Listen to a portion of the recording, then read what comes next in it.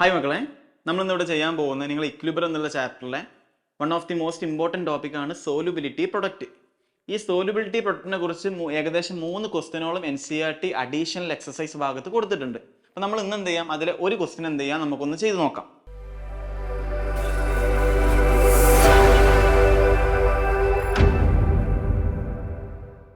നിങ്ങളെ NCERTയിലെ ബാക്കത്തെ ക്വസ്റ്റ്യനിൽ 71st question ആണ് നമ്മൾ എന്ത് ചെയ്യാൻ പോകുന്നത്, ഇന്നിവിടെ ചെയ്യാൻ പോകുന്നത്. ക്വസ്റ്റ്യൻ വായിച്ചേ. What is the maximum concentration of equimolar solution of ferrous sulfate and sodium sulfate so that when mixed in equal volume there is no precipitation of iron sulfate?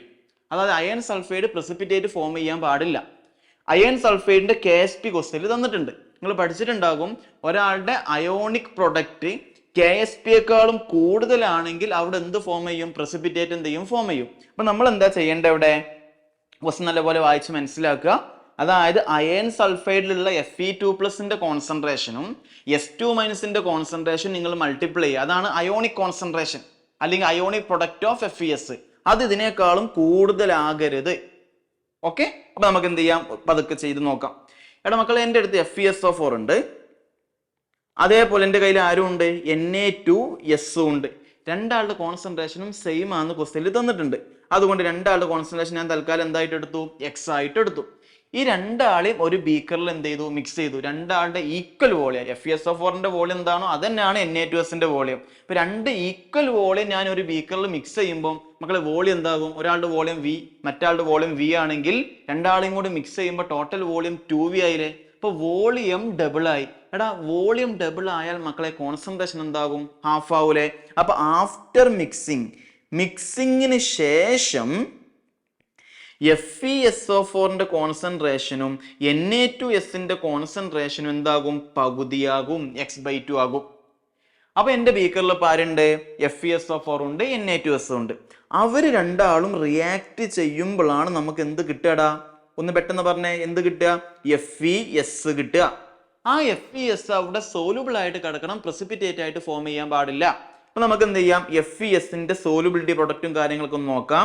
FeS എത്ര ഉണ്ട്, FeS സ്പ്ലിറ്റ് ചെയ്ത് എന്താ കിട്ടുക, Fe2+ കിട്ടും, S2- കിട്ടും.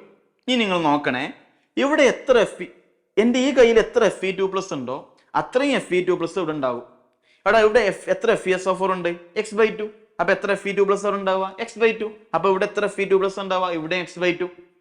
എടാ, എൻ്റെ കയ്യിൽ എത്ര Na2S ഉണ്ട്, X/2 ആണ് കോൺസെൻട്രേഷൻ. അപ്പൊ ഒരു Na2Sൽ ഒരു S. അപ്പൊ X/2 കോൺസെൻട്രേഷൻ ആകുമ്പോഴോ ഇവിടെയും Sന്റെ കോൺസെൻട്രേഷൻ എന്താ, X/2. അപ്പൊ എനിക്ക് എങ്ങനെ എഴുതാം, ഇയാളുടെ കോൺസെൻട്രേഷൻ X/2 എന്ന് എഴുതാം, ഇയാളുടെ കോൺസെൻട്രേഷൻ എന്ത് ചെയ്താം, X/2 എന്ന് എഴുതാം. അപ്പൊ ഇതിന്റെ അയോണിക് കോൺസെൻട്രേഷൻ എന്താ മക്കളെ, X/2 ഇൻറ്റു എന്ത് ചെയ്യുക, X/2 ചെയ്യാം. അപ്പൊ നമുക്ക് എന്താ കിട്ടുക എന്ന് പറഞ്ഞേ, X/2 ഇൻറ്റു X/2. അത് ക്വസ്റ്റ്യനിൽ അവർ KSP ആയിട്ട് എന്ത് ചെയ്തിട്ടുണ്ട്, തന്നിട്ടുണ്ട്. KSPന്റെ വാല്യൂ നോക്കി പറഞ്ഞേ, KSP 6.3 ഇൻറ്റു 10⁻⁻18.